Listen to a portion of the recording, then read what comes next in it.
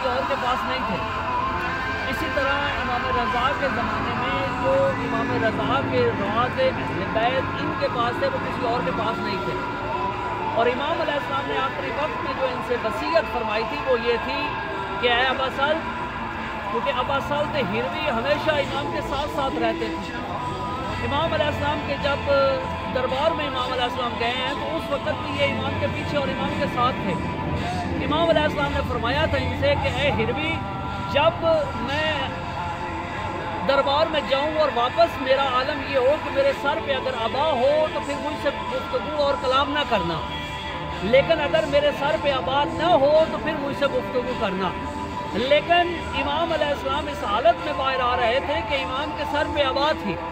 और इमाम के बारे में ये रिवायत करते हैं कि इमाम घर एक ही चलने के साथ इमाम घर नहीं पहुंचे, बल्कि कई दफ़ा इमाम ज़मीन पे गिरे हैं, कई दफ़ा उठे और फिर इमाम अलैहिस्सलाम घर पहुंचे। तो इमाम अलैहिस्सलाम के उस शहादत के मंजर को इस असहाबी ने नकल किया है। तो लिहाजा ये बहुत ही अजीम हस्ती हैं कि जिनकी बारगाह में भी हम तशरीफ़ लेके आए हैं, जिनकी अभी हमने ज़ियारत की है। फिर बात वहाँ पे ख़त्म कर रहा हूँ कि ये मकाम अल्लाह ने इनको इस वजह से दिए हैं कि ये अल्लाह के भी करीब थे, अहले बैत के भी करीब थे, उन मानों में करीब थे कि जिस तरह एक हकीकी शियाए मुहिब्बे अहले बैत को होना चाहिए।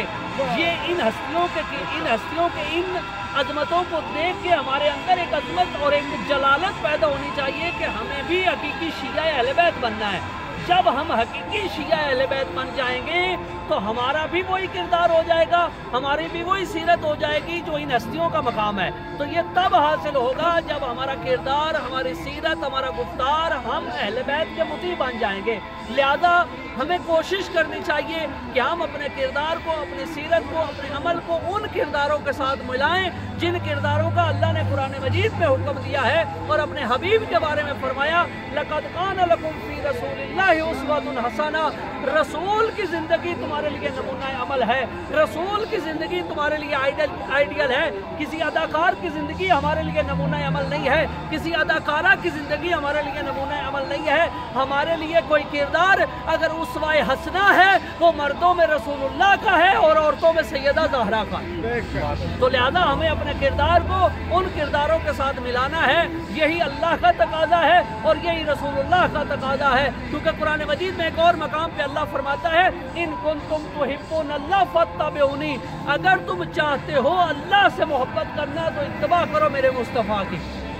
यानी अगर हम ये चाहते हैं कि हम अल्लाह से मोहब्बत करें तो अल्लाह की मोहब्बत के लिए ज़रूरी है कि मुस्तफ़ा की पैरवी करें। और अगर मुस्तफ़ा की पैरवी करेंगे तो उसका नतीजा क्या होगा, ये भी अल्लाह कुरान में फरमाता है, फ़युहब्बिबकुमुल्लाह, अल्लाह तुमसे मोहब्बत करेगा।